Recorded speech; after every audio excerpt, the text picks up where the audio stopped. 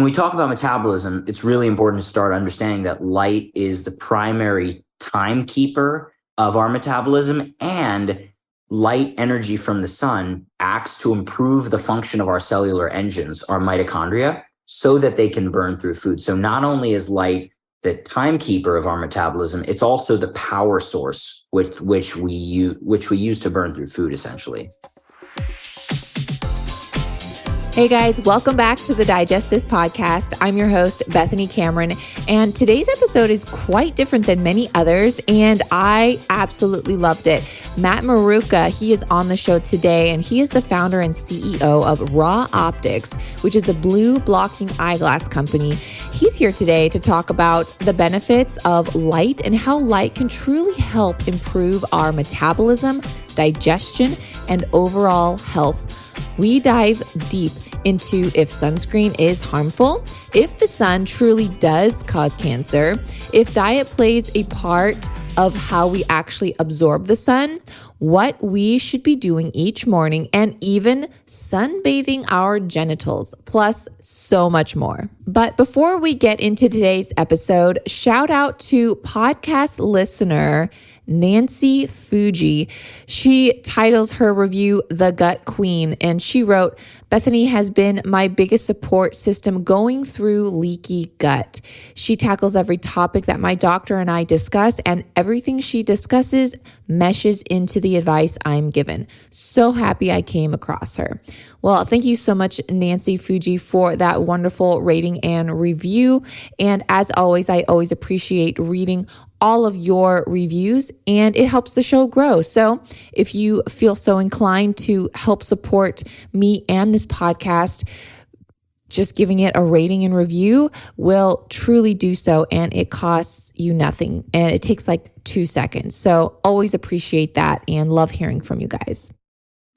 If you guys haven't heard, I just came out with a strawberry flavor to add to my line of digestive support protein powder. This new flavor has actually been in the works for 2 years. I know, 2 years seems like quite a long time to develop just one flavor of protein powder.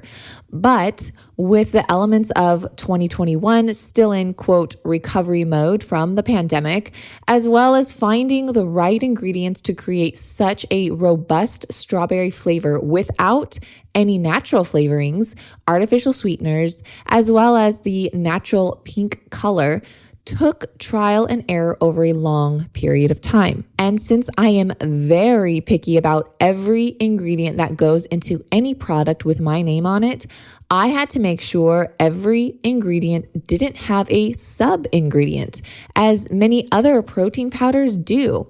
And it's not required to be on the label, believe it or not. That's right. It's actually not required by law that you don't have to list sub-ingredients in a single ingredient. So like many freeze-dried and dehydrated fruit powders actually contain a carrier such as maltodextrin or dextrose, which are sugars. Companies add this ingredient to prevent clumping of the powder and keep it, quote, free flowing. We had to do some digging to find a company that supplied pure strawberry powder, which makes up the flavor of the protein. No natural flavors in there, you guys. And pure beet powder, which actually gives the protein powder a pink hue. The strawberry powder just didn't give any pink color at all, surprisingly, when we tested it over and over. Guys, we went through countless variations, ratios of ingredients to balance out the flavor and sweetness without making it too sweet. So much went into this new digestive support strawberry protein. But we finally got it, you guys. We finally got it, and it's now available for you to try yourself and add to the collection of my vanilla and cacao digestive support protein. So grab a tub or two before it sells out, as we only have a limited supply. The reason we only have a limited supply is, well, it's top secret as of now, which I will announce in my weekly newsletters. By the way, if you're not subscribed, that is the way you will find out about all new products I am developing. So be sure you do so by going to lilsipper.com/subscribe. That's LILSIPPER.com/subscribe to sign up for my newsletters and be in the know. So if you guys want the new strawberry flavor, head on over to newzest-usa.com/digest to grab my new strawberry protein powder before it sells out. I know you're going to love it. That's newzest-usa.com/digest. I'll also put that link in today's show notes so you can head on over there and check it out with one simple click. If you're not subscribed to my newsletters, they come out every Friday and they're called Friday Finds. This is information that only my subscribers get in their inbox. I share stuff like non-toxic air fryers and kitchen appliances, new food finds, product recalls, food news, and food products that aren't even on the market yet, but I've got the scoop. This is not published anywhere else and cannot be found on my blog. So be sure you're in the know and subscribe to my weekly newsletters by going to littlesipper.com/subscribe and enter your email. That's all you have to do. So go to LILSIPPER.com/subscribe to get exclusive information on everything food. Thank you so much, Matt, for coming on the show today. You have quite the story. Obviously, we're going to be talking about light, but can you just introduce yourself real quickly and then also share with my listeners about what health issues you battled? Because I know you battled with gut issues, allergies, headaches, and what actually helped you resolve those issues, which is crazy because not a lot of people think about this particular thing. Yeah. So my name is Matt Maruca. I'm from Philadelphia originally. I got into health and wellness because I had tried I tried Western medicine. I tried naturopathy in order to resolve some issues as a kid, kind of under the help of my mother at the time, because I was maybe 10 years old. So I started trying diets on my own. I did my own research on the internet. I went and looked at what was available. And one of the biggest light bulb moments for me was when I came across the term epigenetics within the context of the paleo diet. And I thought, wow, that's really cool. We're capable of modifying our genetic expression simply by changing certain factors in our environment or lifestyle. And I thought that's amazing. If that's true, which the research is pretty clear and it's only getting clearer, what it essentially means is that we're all capable of expanding our human potential far beyond what we've ever imagined. And I thought that was a really interesting idea. And so I dove really deep into the world of diet and food. And I did the paleo diet, the autoimmune diet, the FODMAP diet, the GAPS diet, the keto diet, the carnivore diet, you name it. And I may have tried it. And so I saw some results, but I ended up, as I think many people do, in a bit of a super obsessive food focused mindset, just trying to absolutely control every single aspect of the food I was consuming, which of course that has nothing to do with the Paleolithic diet. In the true Paleolithic diet, you didn't choose what you ate, you got what you got, and otherwise you starved, right? So true, if people really want to be purists, you wouldn't be so crazy about your food. If it's a calorie, you can consume it. Now, I get the argument, we don't want to eat modern refined foods, but to a certain extent, our bodies are supposed to be resilient against all sorts of different toxins and all sorts of different influences, right? And our bodies can become afflicted in certain ways, and our bodies constantly naturally heal. They go through healing processes. So anyway, I got really interested in light and how it affects our health. That's kind of the subject of the conversation today. I started reading some different articles, coming across bloggers and research explaining how the light that we're exposed to controls how our metabolism works. It controls how our circadian rhythm works. It controls how we process food. And so that if we're eating a perfect diet, but we're exposed to harmful light sources, then our body may not be functioning optimally, irrespective of our diet. In other words, there's more to health than diet alone, which I didn't even realize because I was following experts who said that food was the be all end all, essentially, and nutrition was the be all end all. And I thought eventually, as I learned more about light, how it influences our cellular engines, our mitochondria, which generate energy from our fuel, I started to get really interested in the body's innate capacity to heal and why some people could eat whatever they want and really not have any issues. And other people, have a blueberry and their immune system flares up because they're on a super obsessive autoimmune protocol. And I started to ask the question and wonder, even more recently, whether those people who are in those extremely obsessive controlling diets aren't actually creating their sickness through the obsession. And I actually came to think that I probably was doing that myself when I finally started identifying like, oh, I'm sick and I'm sick because of this and that.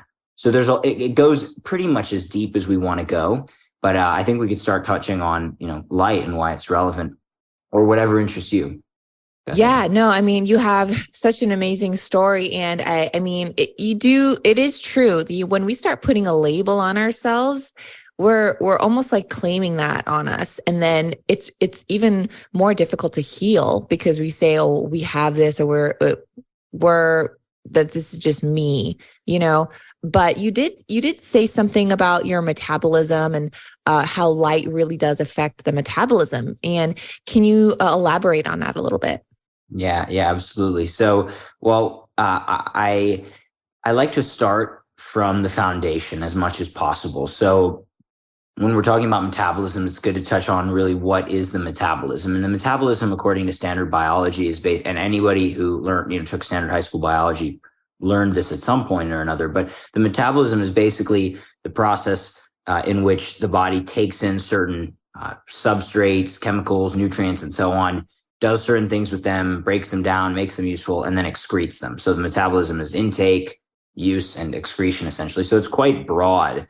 Metabolism can involve everything from the food we're consuming. It involves oxygen we consume, minerals, vitamins, light in effect. So there's a lot within the concept of metabolism. And we could go as far as saying that our metabolism is in some way the foundation of our existence in some sense, because in order to live, we need energy, and all of our energy is produced in the process of metabolism or metabolizing things, whether food or light, et cetera. So anyway, it's important for people to understand, okay, well, what, because people think metabolism, they think, okay, like that's how fast I burn through food. Well, yeah, kind of, but there's more to it, right? So basically, with that now covered, light is the primary energy source responsible for all life on Earth. So just to go straight to it. So in order for us to have a metabolism, we have to be alive and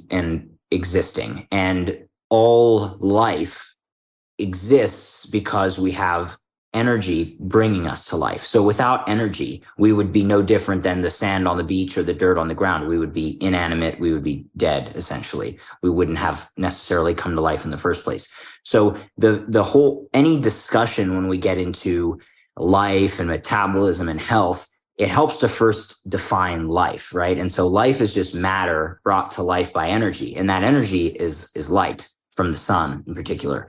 So the reason I share that is because, Bethany, that if people go straight to the foundation, they can understand, wow, our entire conversation, the existence of the conversation and the existence of both of us is actually predicated on sunlight.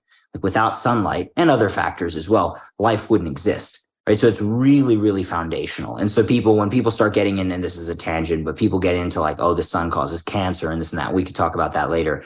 But people forget that their existence, their own ability to even ask that question is dependent on sunlight. If the sun didn't exist, they wouldn't exist to ask that question. As far as we know, according to, all modern science of biology, it's the basic stuff. Photosynthesis produces all life. Now, anyway, getting to your question about metabolism. So within the existence of life, life is sort of let's say a chemical, you could say a physiochemical reaction. There's lots of different opinions when you look into the basic biology and really what is life. There's all sorts of different opinions, but essentially there's some sort of reactions occurring and we're sort of a contained system, right?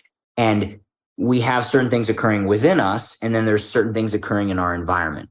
And as a living organism, it would be a really good idea to sync the functions of our internal environment with the external environment, because there's changes occurring in that outer environment that affect our internal environment. So it'd be good to be able to understand what's going on and to predict. So for example, the number one shift in the regular external environment is the day, the 24-hour cycle in which the Earth spins around its own axis. And part of that time, the surface of the Earth is exposed to the direct rays of the sun. And then the other part, it's in the shadow of itself. The Earth's surface is in the Earth's shadow. And so therefore, there's no light. And so it's dark, it's colder, there's less energy, for example, for plants. And plants, we can see some plants open in the morning and close at night, and they have all sorts of adaptations to changing light. Well, we have the same thing. So when we talk about metabolism, I like to just start here. The entire activity of our metabolism, the human metabolism, so speaking specifically about humans now, is controlled by light. It's controlled by the circadian rhythm. So the activity of our metabolism follows the circadian rhythm. How can we know that? Well, our metabolism is most active when we're awake, especially in the middle of the day, and it's the least active when we're asleep because we're sleeping. There's still some activity, there's some repair going on, but not in the sense of digestion, breaking apart food, etc., more like cellular repair. So it's quite different. So when we talk about metabolism, it's really important to start understanding that light is the primary timekeeper of our metabolism, and light energy from the sun acts to improve the function of our cellular engines, our mitochondria, so that they can burn through food. So not only is light the timekeeper of our metabolism, it's also the power source with which we use to burn through food, essentially. So would you say that someone with a metabolic syndrome, or they say, oh, I have a slow metabolism, would you recommend that they look into light therapy and things like that to really kind of get their metabolism back on track? Yeah, absolutely. I think, it's not that light is the, be all end all, the thing that will solve everyone's problems. In a way, actually, it is sort of the be all end all when it comes to the existence of life. But as far as somebody's issues, I don't want to sit here and say, oh, light's going to solve all your problems. It can, in a lot of cases, when applied diligently and correctly, and it has in many cases for many people. I've gained many benefits from the use of sunlight and other forms of light therapy, light management, avoiding certain types of light. So I would definitely say one thing that I can pretty accurately claim based on the existing evidence is that anyone who is really deficient in sunlight, which are most people, will benefit from getting more sunlight. And a lot of the time, not always, but a lot of the time, people will have certain health issues that could be purely the result of a lack of sunlight exposure. And just changing that could, for a lot of people, improve their condition significantly. Because again, if we understand that not only does the sun make vitamin D, that's kind of a key thing to take apart, let's say. The sun helps our body, or really allows our body to synthesize vitamin D from cholesterol. It provides this UVB energy, which allows that photochemical conversion to occur, right? Now, that's just one of billions of chemicals in the body. Now, I actually don't know the exact number of unique chemicals in biochemistry, just putting that out there. I should. But basically, every single biomolecule, every single atom and molecule, first of all, in the universe absorbs and emits different wavelengths of light. That's the basic principles of all physics and chemistry, is that atoms and molecules absorb light and re-emit it. And that's basically how all chemistry occurs, is when certain molecules bind together, they release certain or absorb certain wavelengths of light. And essentially in life, it's no different. So every single molecule in our body absorbs and re-emits certain wavelengths of light. And we can actually say then that vitamin D isn't the only chemical that is light activated in the body. In fact, virtually every single chemical in the body is affected by light. The sun is we can think of it loosely like this, that the sun is kind of like a painter with his palette of colors or her palette of colors, and that the human or the earth is like the canvas on which those colors can be brushed. And we are composed of a lot of different atoms and molecules which happen to be stimulated by the wavelengths of light generated by the sun. And the sunlight essentially brings us to life. The reason I'm sharing this in regards to your question is that if somebody just thinks, oh, the sun just makes vitamin D, well, then I could just take vitamin D, or I could just go to a tanning bed and just get the specific wavelengths. Well, tanning beds don't actually produce vitamin D, but I could go to depending on the tanning bed, but I could get a light box that puts off UVB light that will help me make more vitamin D.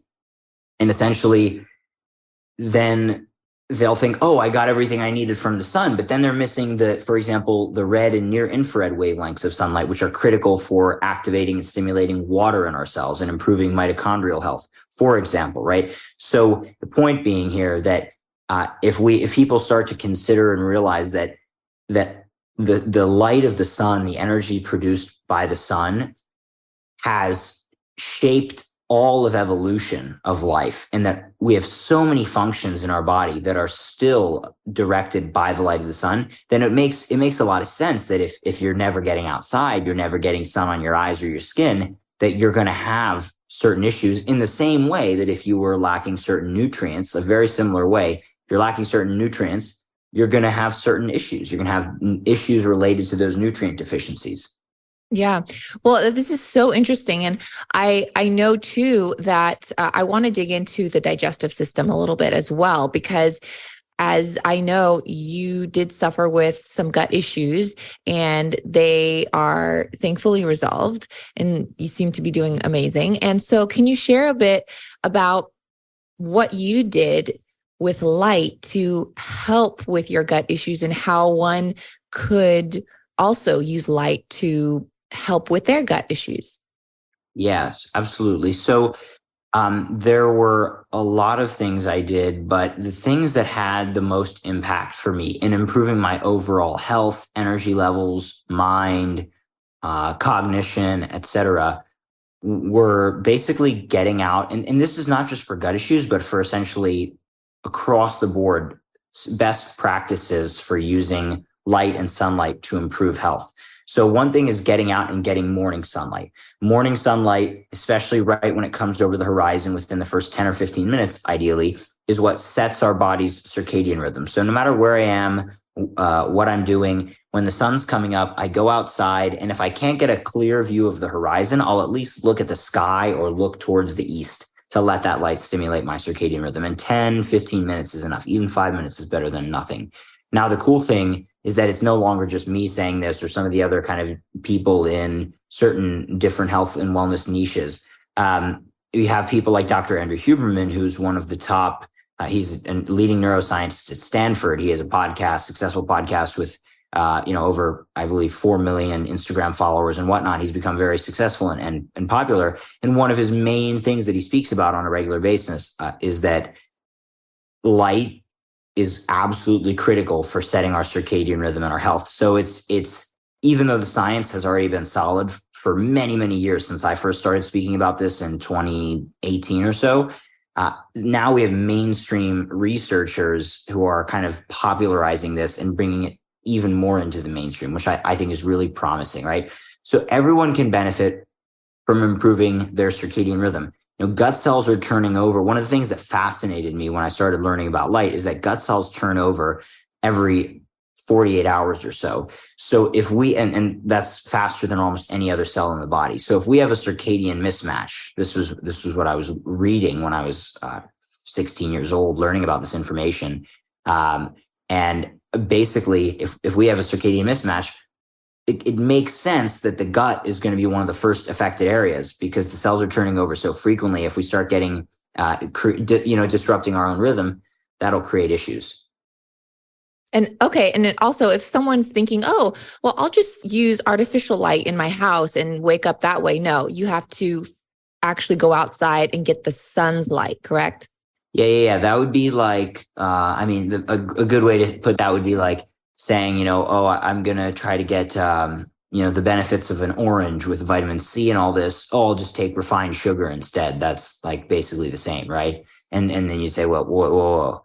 refined sugar and an orange, yeah, they both have sugar, but they're totally different, right? And that's essentially a simple way to explain the difference between sunlight. It's very, I just thought of the analogy off the top of my head. It's a bit simple, but it gets the point across. Like the two are totally different. Yeah, like artificial light sources will have generally some blue light, which will stimulate the brain, but they're going to be missing all of the red and, for the most part, red and especially near infrared wavelengths, which are critical for retinal health, in particular, skin health, and a variety of other functions, mitochondrial health, energy production, based on the really, really strong research. Now there's hundreds, maybe even thousands of studies at this point on the effects of red light and infrared light on metabolic health. So just to continue that point, some of the other things that people could consider doing to improve their health with light would be actually sunbathing. So getting the morning sunlight, but then actually practicing sunbathing. And this is an entire podcast in and of itself, just because there's so many factors when we consider sunbathing. There is the time of year, the time of day, so in the summer, the sun's stronger. In the winter, it's weaker. Time of day, it's stronger in the middle of the day, and it's a weaker. There's less ultraviolet light when it is, in the morning versus there's more in the middle of the day. There's the atmospheric conditions, cloud cover, rain, etc. The also moisture in the air, elevation, how high you are off the earth or at sea level, because the higher up you go, the stronger the sun is, even if it's winter. So there's so many different factors. And then there's the personal factors, like, did you just eat a meal or are you in a fasted state? Based on my experience, I'm not familiar with a ton of research on the subject, although there probably is some that I just don't know about yet. But that I personally have always found that I feel better sunbathing when I'm in a fasted state or not full, right? It makes sense because when we sunbathe, a large effect is that blood is going to the surface to actually be irradiated and absorb the light. We're like plants. Our blood actually goes to the surface when we get in the sun to absorb the light energy. And that happens with the release of nitric oxide, which is stimulated by the light we're exposed to, specifically ultraviolet A. Multiple studies point to a link between dehydration and a higher risk of anxiety and depression. And if you have low levels of electrolytes, it can cause anxiety or panic-like symptoms. Some of the most common causes of electrolyte imbalance are due to fluid loss. Adding electrolytes is a great way to replenish and rebalance your body, mind, and mood.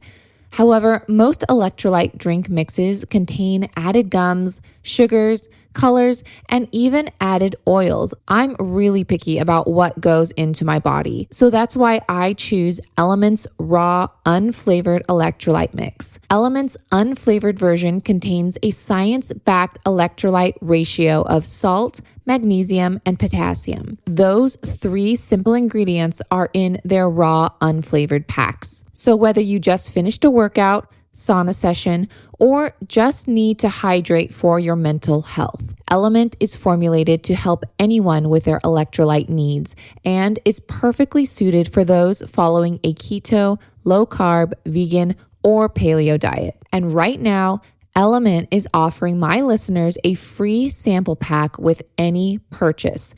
That's 8 single-serving packets free with any Element order. Element also has a no questions asked refund policy. So if you try it, don't like it, they will give you your money back, guaranteed, no questions asked. So you have nothing to lose. Just go to drinklmnt.com/digest to get this amazing offer. Well, that's so interesting. I feel the same when I sunbathe on a fasted state or haven't had a meal in a few hours. I feel so much better as opposed to, oh, I just had a snack, I'm going to go sunbathe. Yeah, and it makes perfect sense because the blood should be in the gut, not going to the skin when we just ate. Just like we know if you just ate a huge meal and then you went and worked out, you might feel kind of bad after because all of a sudden your food's not digesting because you're putting all of your blood in your muscles, or not all, but much. Right. So it's pretty basic, but people, considering that there are a lot of different factors, I would generally say like 10 to 15 minutes per day of sunbathing is a really healthy place for people to start. 5 to 10 minutes on each side of the body, sometime in the late morning or early afternoon.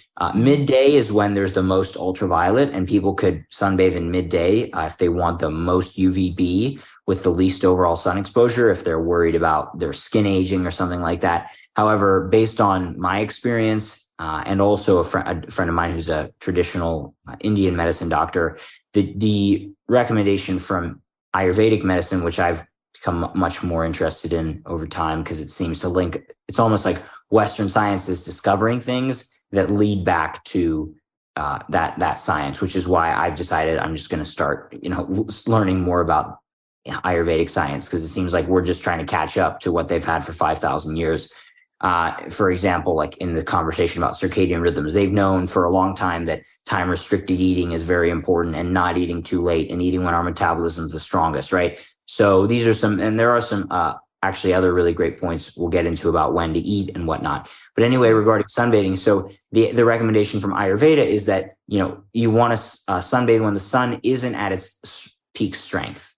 And that is a really good recommendation based on what I've studied from the Western scientific perspective as well, because the sun is softer. It's not going to create a sunburn at least as quickly. So it's just much more, let's say, prudent and safe in some respects to sunbathe when it's, for example, 9 a.m., maybe 10 a.m. in the summer, or 2, 3, 4 p.m., maybe 3 or 4.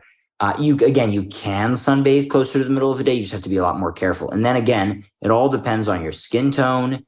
If somebody has dark skin, it takes 6 times as long to make vitamin D compared to the lightest skin tone, right? So, but that also means that darker skin is much more protective, and lighter skin is much more, let's say, translucent to the light. Hence, somebody with really light skin should be very careful with their exposure. Somebody with darker skin should also be careful, but they can tolerate much more and will need more in order to make the same amount of vitamin D, for example, because the darker skin types are protective in strong sun environments. Lighter skin types offer a sort of protection in their own way when there's very little sun and we still need to absorb more. So that's kind of what to think about when it comes to sunbathing, and that can, get the light on the gut. I had a friend who always had gut issues as well, and as soon as she would get the sun on her stomach, she actually felt improvements in her state. I don't recall having such immediate personal experiences like that, but she really did feel that. So I thought, wow, maybe it'll happen for more people like that. Yeah, I mean, that's amazing. You touched on so many great points. And, I want to tell my listeners too, I want to get into, how does the sun cause cancer? Should we be wearing sunscreen? But before we do that, I just wanted to, again, say that's a great analogy when you were talking about the orange versus, and the sugar. Yeah. Like, to my previous question, as far as, can you get the same light from sun versus indoor lighting? No, because orange sugar is not the same as refined sugar. Yeah, it's still sugar, but they're completely different. One's actually good for you, one's not. Same thing. Light, yeah, it's light, same thing, but light from the sun is completely different than light from a light bulb. I love that analogy that you gave. But while we're on the topic of sunbathing, just quick question here. Have you ever heard of sunbathing your genitals and how that can help? It's a little bit of an odd question. People may be chuckling right now, but I've actually heard, some great benefits of doing that. And what is your take on that?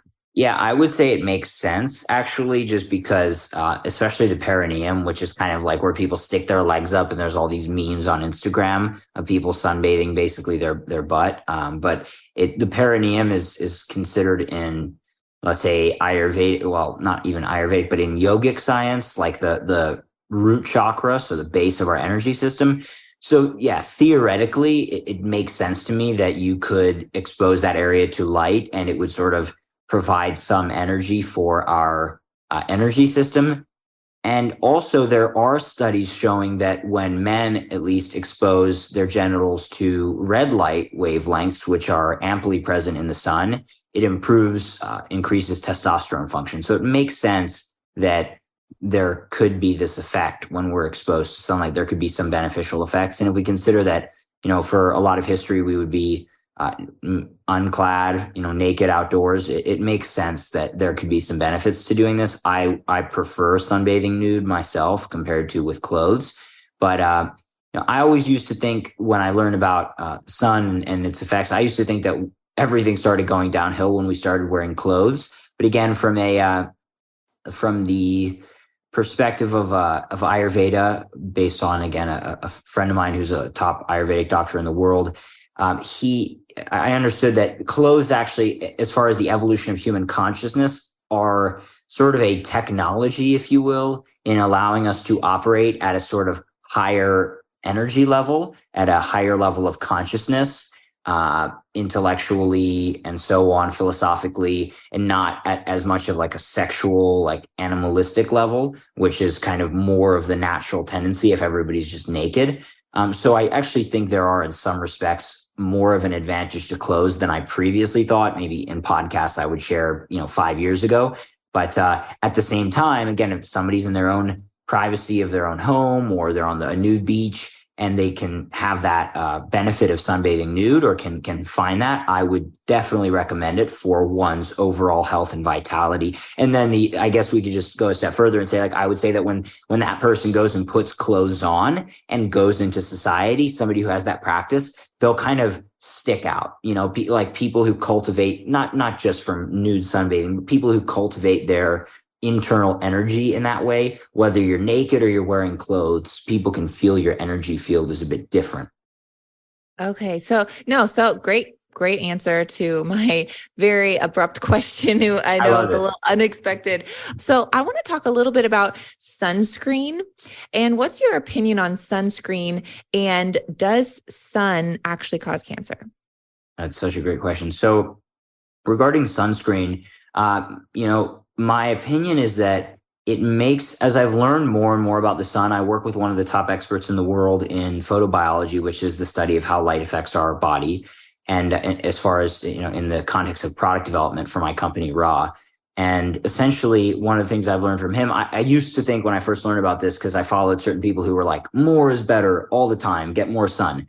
But I would, burn myself if I was taking this approach, and then have the effects of that. That can cause skin aging, et cetera. And I started to realize, no, more isn't always necessarily better. It's beneficial to get sunlight, but more is not always better. Now, our body has inbuilt innate mechanisms to protect from excess sun exposure. So, for example, when we're in the sun, our body, and if we don't cover our eyes with sunglasses, for example, our body gets the signal of the bright light, and that stimulates the production of more melanin. And melanin is the body's ultimate natural sunscreen. It's the molecule responsible for making us tan. And so melanin is critical, and it's a natural form of sunscreen. Now, we make melanin, again, if we're eating a healthy, let's say, whole foods diet. I'm not going to get into like whether somebody wants to be plant-based or meat-based, whatever. But if you're eating a generally healthy, balanced whole foods diet, you're most likely going to have the necessary precursors for making melanin. Now, to go back to the conversation of sunscreen. So we also have inbuilt protection mechanisms, such as when we get too hot, we had enough light, we go in the shade, right? Like if you look at any animal, like a lion in the Sahara, in the, savanna in Africa, sitting out, laying out. When it gets too hot, it'll go in the shade. Like it's really simple, actually. But humans, when we get too hot or whatever, we feel the intensity of the light is too much, we put on sunglasses and then we slather ourselves with sunscreen to keep on cooking ourselves. Like these are just things that, I wish I didn't even have to say anything about it, because I think it's so obvious, but it's, I wouldn't blame anyone, because I didn't know about this. I used to be the kid who actually told my friends they all needed to put on sunscreen, ironically. Like I was like, oh guys, we got to cover up. Like I just bought it all, believed it, and was like, guys, you got to put on sunscreen too. And I would slather myself up.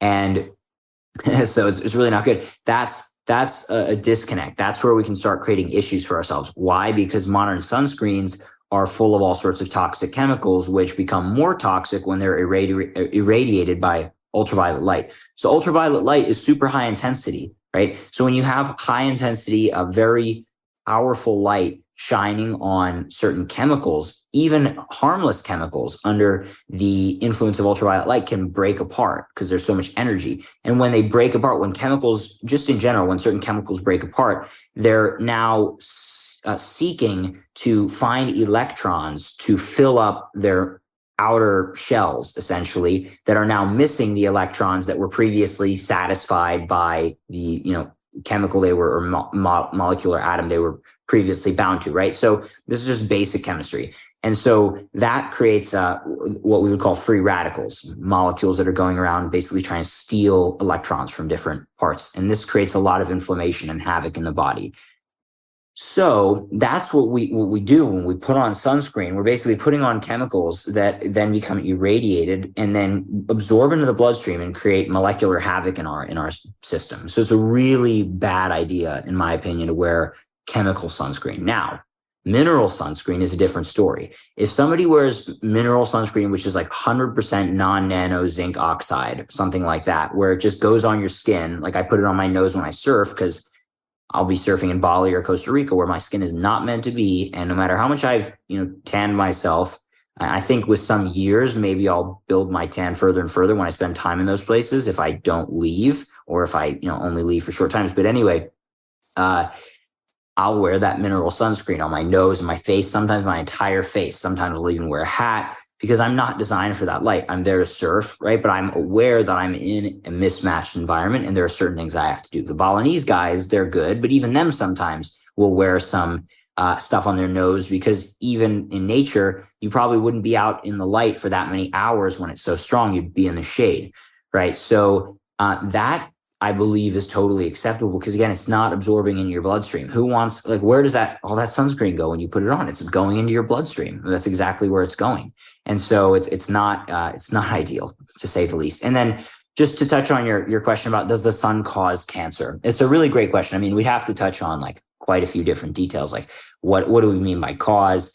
But to just make it really simple, the sun causes life, right? Period.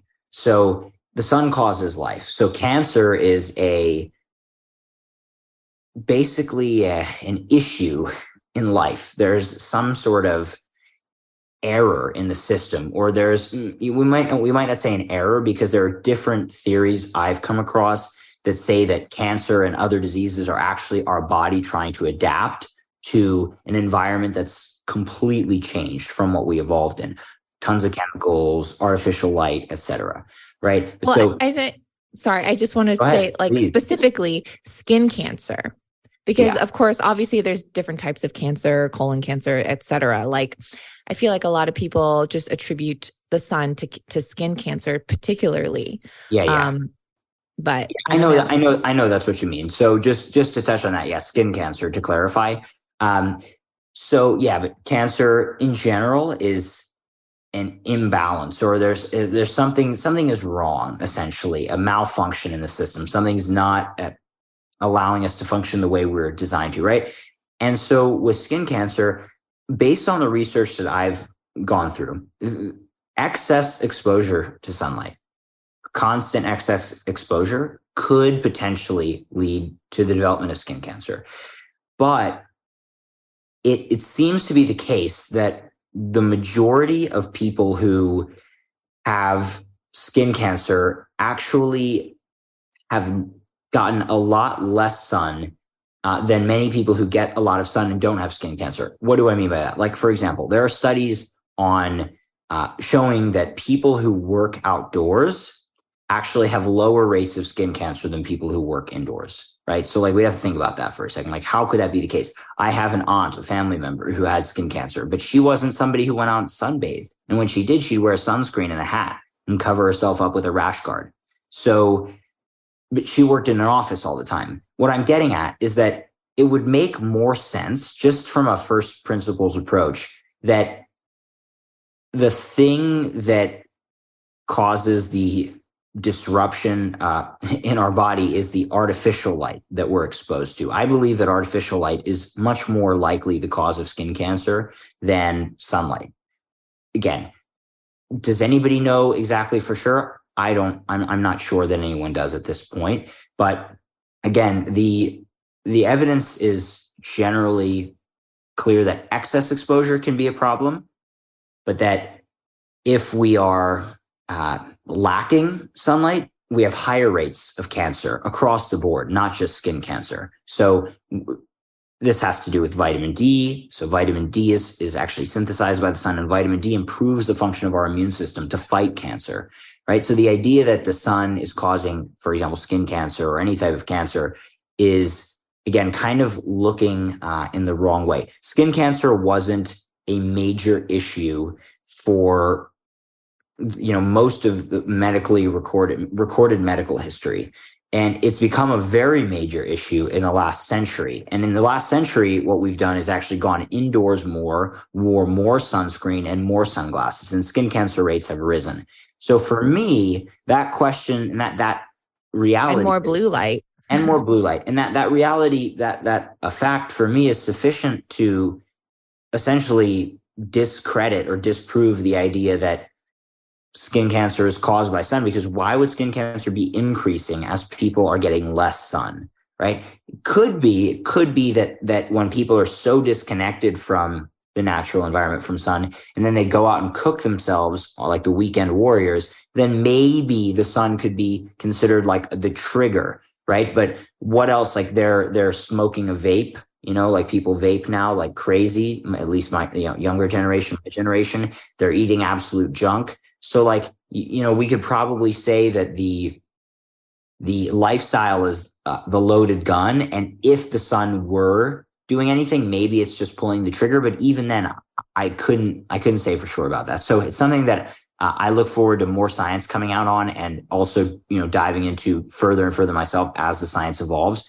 But right now, I think what's fair to say based on the research is that it is absolutely beneficial to go out and sunbathe moderately, not excessively, but moderately, and even amply, like to get a good amount of sun, but not burn. That's a key thing. I would personally,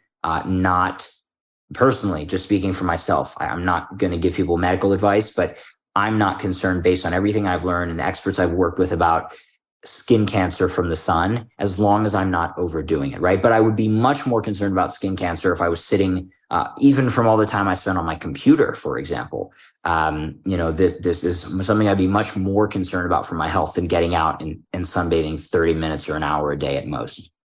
Yeah. And I think you really bring up a lot of good points too. And I have a theory too, that perhaps the toxic sunscreens, not the mineral ones, but the toxic sunscreens could actually be causing some issues. And I don't know, I don't want to say cancer, but it could be contributing to the health issues from all of the obesogens and all the toxins that are in these modern day sunscreens, as well as, like you had mentioned, the diet. I heard that seed oils and all these other things are actually causing our internal sunscreen, because we all do have an internal natural repellent, I guess you could say, from the sun, but all these seed oils are really diminishing that.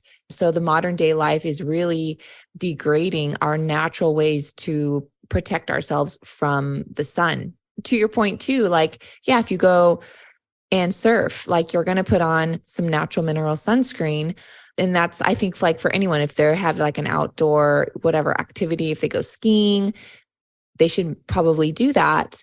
But if you're going to go out and get the light, as you mentioned, early morning, afternoon, and it's like 5-10 minutes, not wearing sunscreen and getting that light would actually be ideal. Correct. And even 20, 30 or 40 minutes, depending on the person's skin tone, again, depending on the time of day. Like if somebody had light skin and it's 10 a.m. or 11 a.m. in the middle of the summer, I'd say be careful, or noon. But if they have well-tanned skin and it's 10 or 11 or 2 or 3 in the afternoon, yeah, you could probably sunbathe for 20 or 30 minutes on each side or more and not have an issue if somebody's built up their tan. So yeah, these are really good conversations, I believe, to have for people to have some context around the sun. For sure. Yeah. And you had mentioned, excess of anything, even if it's a good thing, is not a good thing. Like people can, avocados, they're great for you. If you eat 10 avocados in one sitting, it's not going to be so good. You're not going to feel good. So excess of anything, even if it's a good thing, is not a good thing. Now, I also do want to ask, what about those for any tips for people that live in cold climates with little to no sun? Do you have any hacks for those people? Yeah, absolutely. There's a study that was done with people with seasonal affective disorder, just going out for a 1 hour walk in the morning and getting some sunlight during the day when the light's out, of course. And so 29 out of 30 had significant improvements in their seasonal affective disorder condition. And there's studies like this and many more in a great book called The Healing Sun by a guy named Richard Hobday, who's actually, interestingly, an architect who was fascinated with how, for such a long time, light has been such a key driver in architecture, and just started to ask the question, well, why? And then ended up writing a whole book about the many benefits of sunlight. There are many other great books, and I'll send you a list that we could throw in the show notes as recommendations. But essentially, the first thing would just be go outside. Like, it's cold, I get it. But when we sequester ourselves indoors, we're going to feel depressed because we don't have the light energy that's critical for our body to produce the neurotransmitters and hormones that are responsible for making us feel good and alive and awake, especially the neurotransmitters like serotonin, dopamine, and so on. So just go outside, follow the same recommendation to get the morning light. Also, again, just go out for a walk. I think we could look at what the cultures that have lived in the coldest climates have done. Russia, Finland, Sweden, Norway, they use saunas. Banya is the term in Russian. And that's a really good thing that anyone can do. So, well, not maybe anyone, because if they don't have one, then it can be hard. But people can make that happen in their life. If the Russians could do it, 500 years ago, then you could do it. You just have to get the wood and build it in your backyard. And if you don't have a backyard, if you live in an apartment, then, well, you have to go to the local sauna in the city and buy a gym membership or whatever. And there's so many different kinds of saunas. In my opinion, the best are the wood burning ones because they're the most natural. The second best would be Sauna Space, is a company that makes these. It's actually technically not a sauna. It's incandescent lamp therapy, but they're these incandescent lamps covered with red glass that just dose the body with near infrared light. So you could call them like a near infrared sauna. Those are amazing. Then there's far infrared saunas, then there's the stone fired saunas. They're called Finnish saunas. Those are cool too. And even far infrared saunas, they all have slightly different effects. I'm actually not a sauna expert, but there are different effects. Like the heat shock proteins are activated by the heat of the far infrared saunas, and the Finnish saunas. Near infrared light is more of my domain, and that's why I recommend the Sauna Space product, which a friend of mine owns that company. I have no financial interest in it, but the Sauna Space products are phenomenal. So people can set that up. It takes up very little space in your house, sweat buckets. So you're getting detox, heat shock protein activation, and then mitochondrial and bioenergetic benefits of near infrared light, which are tremendous. Like, you sit in front of one of those bulbs that they make at Sauna Space for 10 minutes, even just a single bulb, the isolated unit they have, or you can get the panel that's like 4 bulbs that sits in the sauna and makes you sweat. And even just the one bulb just makes you feel amazing. Like, I wish I could travel with one everywhere, because I could, it would just be a lot to carry. Yeah, those are great. They're amazing. And I have a sauna in my home. It's an infrared. It's from Salus Saunas, and it's just amazing. And I would recommend, again, for anyone. And my husband put in a red light in our bathroom. Like, he's an electrician, or he does electrical stuff. And so he put that in there as like a swap out and a switch. And I just love it. It's so beneficial. Now, we're talking about red light here for a second. I want to switch over to blue light, because with today's technology, everyone's on a computer, everyone's on their phone, they have their TV. Like, blue light is literally coming at people from every end. And so I actually read a study that blue light can actually cause acne as well, which is really interesting. what is your take on blue light, and what does it actually do to us? Yeah, so blue light, just going back to the foundational conversation we started with about the sun, blue light's just one of the wavelengths of the sun's light that passes through to the surface of the earth. So we have the full spectrum of the sun that's emitted, but then only a small portion of that actually comes through the Earth's atmosphere. And that goes from ultraviolet to indigo to blue to green to yellow, orange, red, and then near infrared, then far infrared. And that's basically it. And we can see everything from violet to, which is like a really deep blue. It's not purple, but basically violet all the way to red. And then we can't see ultraviolet or infrared very much. But anyway, essentially maybe some people can if they have certain issues with their eyes. And in fact, and there's some artists who it's thought that maybe that's why their art was so interesting, because they could see like certain animals can see other colors or wavelengths of light that we can't see. Now, blue light is the component of sunlight that is very interesting. There are many facets of blue light that we could get into, but blue light, the main one that's worth talking about for the purposes of this conversation, is that blue light sets our body's circadian rhythm. So basically, blue light changes a lot throughout the day. It makes up a large component of the light. That what we perceive as the color blue goes from around about 410 nanometers. Nanometers is the measurement of light wavelengths, and then up to about 500 nanometers roundabout. And so it's one of the broadest, it covers the broadest amount of the light spectrum of visible light that we see. Now, there's different effects of blue light. So the blue light that sets our circadian rhythm are the wavelengths around 479 nanometers based on the available evidence that we have, which is quite solid. What that means is that when we're exposed to blue light in the morning, it's actually telling our brain that it's time to wake up, and it stimulates the production of cortisol and serotonin, and it actually makes us active, right? And then when we make blue light absent, it actually stimulates the secretion of melatonin, the absence of light, but blue light in particular, because it's more stimulating for this system, the circadian system through our eye, which works on photoreceptors that are non-visual. So we have photoreceptors that are visual, like rods and cones, that allow us to see, rods in low light conditions, cones in high definition,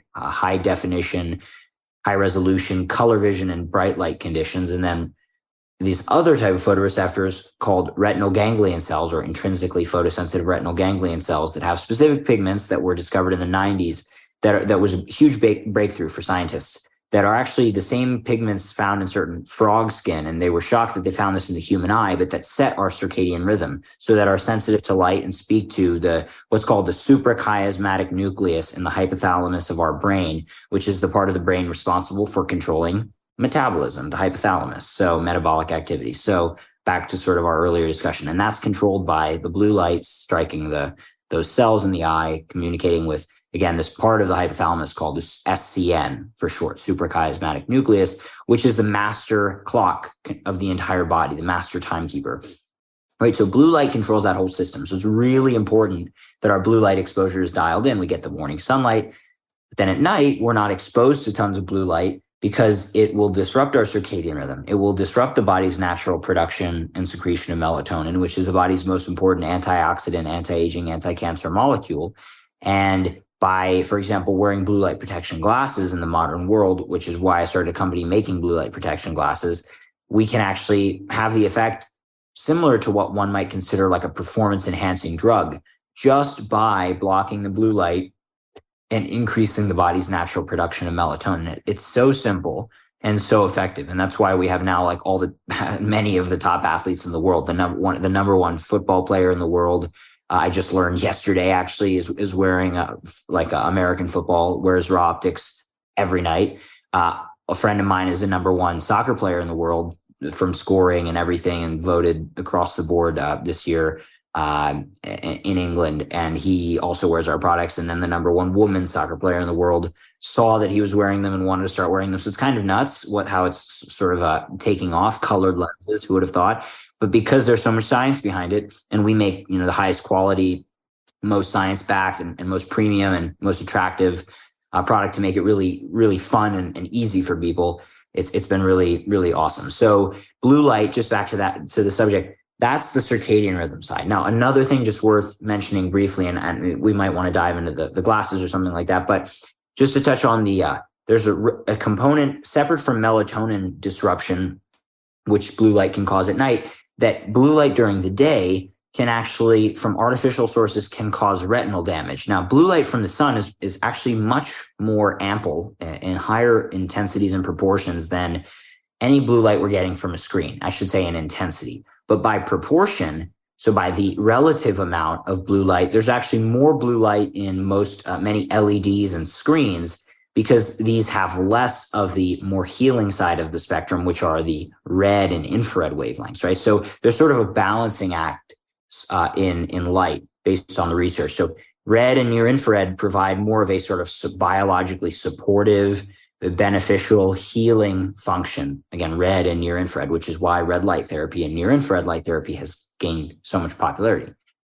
Blue light has more of a sort of stimulating effect on our biology. It's very activating, and it also in excess can be damaging. Now, if you take blue light and you irradiate the body with high intensities of blue light, it's basically almost like ultraviolet, which is already known that you can easily overdo it. But blue light's very close to ultraviolet, right? So people in the lighting industry and in general and in the governments and so on haven't realized how much of an impact high intensity blue light can have, because what it does is it gives us bright lights using less electricity for less money. And so they're like, well, let's enrich all the lights with blue, and it wakes us up. It stimulates us, right? So the expert I work with out of Germany on our product development, one of the things he comments to me is that essentially what's happening with modern lights, even from the beginning of artificial lights, but especially with modern lights, is that employers, the people running schools, but even ourselves buying our own lights for our houses, it's like there's something going on he called light doping, like essentially drugging people using certain blue enriched lights, because it activates, people just don't know this, but it stimulates our body in the way that if you could infuse the air with caffeine and stimulate your employees with caffeine infused air, if that were possible, that's kind of what it's like being under artificial blue enriched lights all the time. And that's really bad, because if you constantly had caffeine, for example, you would burn out. Well, that's actually what artificial light enriched with blue, which is again screens and modern lights, modern LEDs, that's essentially what it does to us. So we can take back, for example, with the yellow daylight lenses that I'm wearing right now, as I mentioned, I optimize my lighting environment, so I don't really need them. I have a software on my screen that reduces the blue light, and I have a flicker-free warm white LED light that I'm using for the purposes of this video. But basically, these can help people, the glasses can help people take back their, let's say, autonomy, so to speak, from a hormonal perspective and a neurotransmitter perspective. Yeah. And, you are the creator of Raw Optics, which I want to talk about right now. But I do have a question, because of course, they're wearing blue blockers now, right? Everyone's aware, blue blockers, but your glasses from Raw Optics, the lenses are not blue like the typical blue blockers that people will see, or sometimes the blue blockers will even be clear. Or maybe they'll have like a blue tint that people are more used to, but your glasses either have a red or orange tint. So can you explain why, again, yours are different, and are the other blue blockers actually not even effective? So if someone's like, dang, I got these blue blockers, are they not even helping? Yeah, not yours, but the other ones. No, I absolutely. I think it's a really good question, and I appreciate. I want to scrutinize my own products, right? Like I'm the harshest critic of my own products constantly to try to make everything perfect, because if it's not perfect, then I feel it, right? So that's what we've worked on for years, and our products from the beginning were already better than basically anything else you could buy, which is why people came to us. But we had started. When we started 6 years ago, it was like a custom lens tinting service in my garage. It's grown quite a lot since then, but that was really the need, was the people in the niche health communities who were wearing safety goggles, because there were no blue light blocking glasses that, like you had talked about the clear lenses, so they don't work, and I'll talk about why. But there were none that blocked the right wavelengths. So there were these safety goggles you could buy on Amazon or whatever that happened to have the orange lenses that actually happen to block the right wavelengths just by coincidence. So people repurposed these for that purpose. And they had so many sales, they actually updated the name of the product, like blue blocking glasses, this company making these. But they were ugly safety goggles, like the thing that you would see some dude in a construction company or a construction place wearing, or with the guys on the street with the lasers doing all the measurements and stuff, so that they could enhance their ability to see those wavelengths of that laser. So the reason clear lens blue light blocking glasses don't work is because essentially when you have a clear lens, you have a situation where all of the light that's coming through the one side is passing through the other side. That's what makes it clear or translucent. So when you take out blue light, because blue is a component of any white light source, whether it's a light bulb or the sun, blue wavelengths mix together with all the other colors to make what we see as the color white. Right. So when you remove the blue, you're not going to have white anymore. And the more blue you remove, the less pure white the light source will be. So for example, when you have I could do a demonstration right now. I have a light that I'm using for video purposes, right? So if I change, and this is kind of funny, if I change the color temperature, I'm going to add more blue light. You see, and the more blue light, the colder it gets. And the less blue light, the warmer it gets, right? So that's blue. And it doesn't really look blue in the sense the color blue. It's what we would call the blue wavelengths because they fall into the range of blue light. So essentially,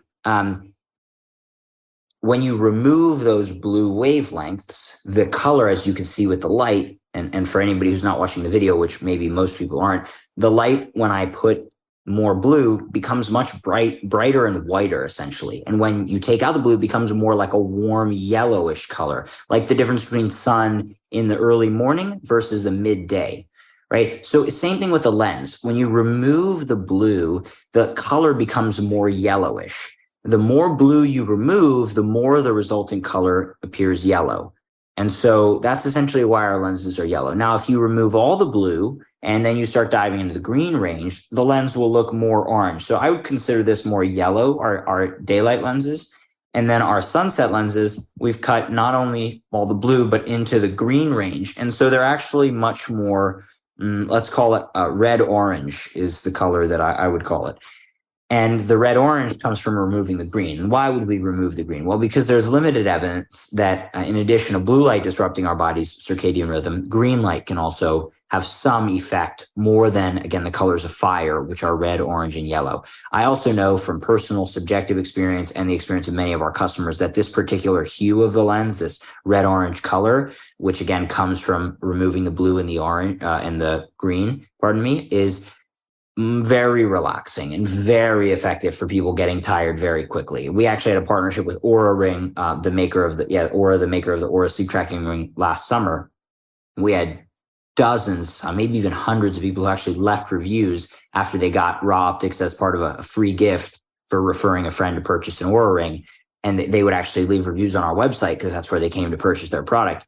And now people would say, is it normal that my deep sleep doubled the first night? Or is it normal that my heart rate variability increased immediately? We had one of this famous women's soccer player I mentioned earlier who literally messaged me like, is my heart rate variability supposed to be increasing? And this is a marker of health for those who aren't familiar. Higher heart rate variability is very good in a health context, not heart rate, but heart rate variability. It's a key indicator of health across, all the studies, all the sleep tracking wearables and health tracking wearables. So anyway, and all, tests in general that they do. Now, so clear lenses, they're not blocking blue.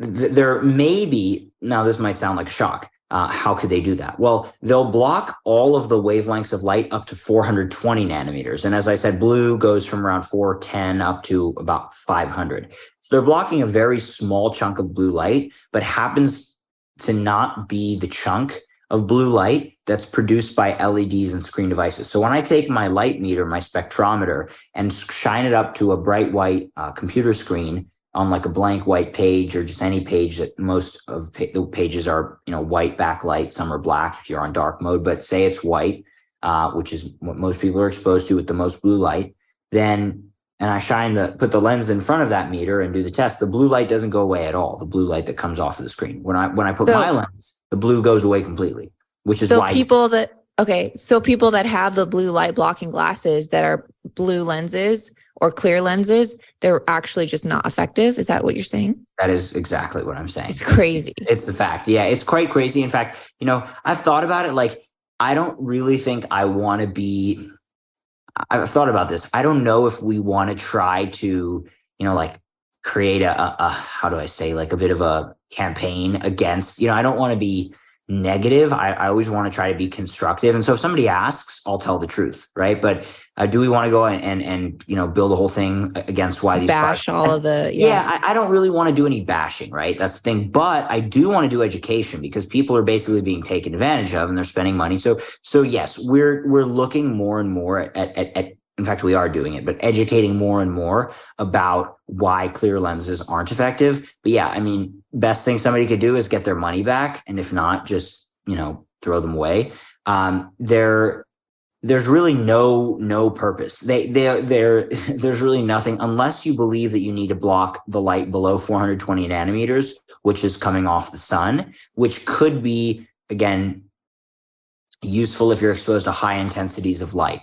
But in general, that's when people would wear sunglasses anyway. And also, I'm not the biggest fan of sunglasses because, well, most people use them as a crutch because, their eyes are weak and then they don't want to let their eyes naturally, they take off their sunglasses and they're like, oh my gosh, it's too bright. But then their eyes never strengthen. And so it's always too bright, right? And I had that as a kid. I would go out in the summer and be like blinded. I couldn't tolerate the light. And then I just through naturally building up my exposure, and I'm not super tan or I don't have eyes that are necessarily stronger than anyone else's, but just by starting to expose myself to more light, like I adjusted. I am able to spend time out in the summer and not burn. Whereas I remember I'd be in Martha's Vineyard, which is an island off the coast of Massachusetts, where I would go in the summer as a kid. And even in an hour of sun at that latitude, high up, pretty far north, I would burn.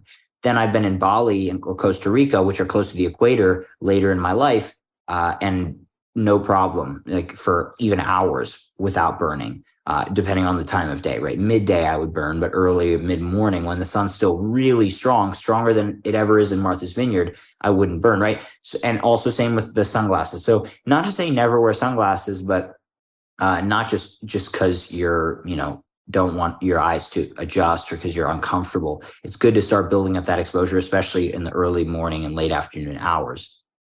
Yeah. Well, I love everything that Raw Optics is doing and that you guys are doing it right. And I'll go ahead too. And I have them for those that are wondering, you sent them to me quite a while back. And I have both options, like the ones you can wear in the daytime, the ones you can wear like during the night as well. And they truly do make a huge difference. My sister-in-law also has them. And just a kind of a funny story or a little background story. So like when I first started dating my now husband, I went and visited and I met my now sister-in-law and she was wearing your glasses. And I at the time, I didn't know anything about your company. And I was like, that's interesting. Like, she's really into health and wellness, just like me and you. And she was like, yeah, these are like the best glasses. And she was wearing your nighttime ones that are more like red orange. And I was like, wow, that's so interesting. And so we just started talking and it's just kind of a funny story. And now, I'm introduced to it and it kind of goes full circle. So wow. That's very cool. I didn't know that. Yeah. Thank you for sharing. Yeah, it's pretty cool. So now, we all share that. But anyways, I really appreciate you coming on the podcast. And for anyone looking to purchase the Raw Optics, I can put a link in today's show notes and just a little bit more information as far as you, Matt, as well. So if anyone wants to connect with Matt or Raw Optics, I'll do that. Thank you again for coming on. It's been such a pleasure. Yeah, Bethany, thank you so much for having me. I appreciate it. Thanks for listening to this episode of Digest This. If you enjoyed this episode, please leave a review in your podcast app to let us know. If you're ever wondering how you can support me and this podcast, sharing it with your friends and family is the best way. This is a Resonant Media production produced by Drake Peterson and edited by Chris McCone. To email the show, message us at digestthispod@gmail.com. See you next time. The content of this show is for educational and informational purposes only.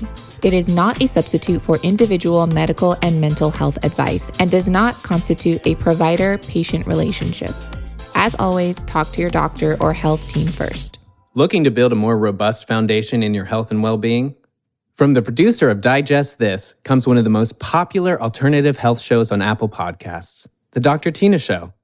Dr. Tina Moore is a naturopathic physician and chiropractor, traditionally and alternatively trained in science and medicine.